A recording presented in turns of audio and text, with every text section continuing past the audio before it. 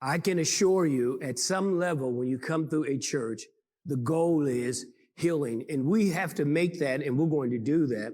We have to make that the priority, and that has to be something that's very demanding. Healing. They want to be healed. And when a person wants to be healed, and I know a little bit about this, sometimes if you're not careful, the enemy will distract you from the very thing that you've come to church to get. But at the end of the day, people don't really, they love the song and all that. Don't misunderstand me.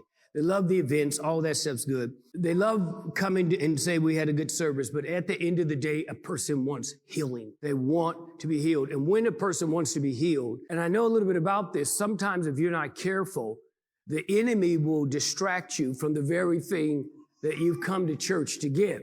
For an example, many of you, you've come to church and you start seeing things change in your own life, in your family, in your finances, in your health. When you get out of an area where things are challenged, sometimes it's easy to forget where you were. Things that weren't critical in a church before, or things that didn't bother you, start to bothering you because you feel somewhat healed, or a better way, medicated. There's a lot of reasons the enemy will attack people, and a lot of reasons people will come to church to be healed.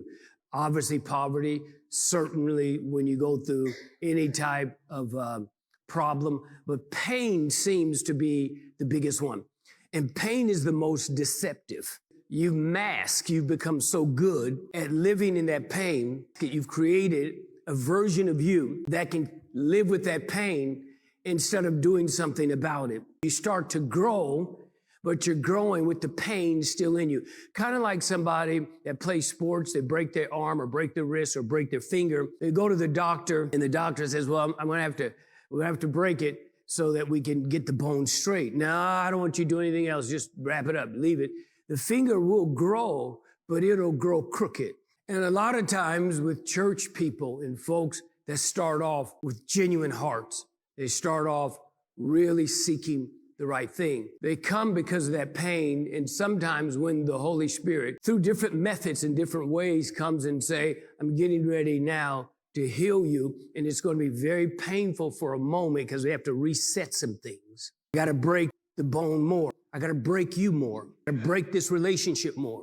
I know you're already going through this, but you're going to go through it a little bit more because we have to reset it in order for it to grow properly. And a lot of people in the church, they do the same thing they do at the doctor. They can't take, no, I'll come back, and they never do. And they think I can live with it. And we start to put on this version of us to make us appear we're okay, and the pain is deep down, and we're growing, and we appear to be growing fast to people, but we're growing crooked, or we're growing wrong. What happens, it starts to affect your judgment. It starts to affect your wisdom, starts to affect everything about you. And now you're making decisions that you would not have made years ago. And you're wondering, how am I making this kind of decision? It's because you've grown, but you grew the wrong way.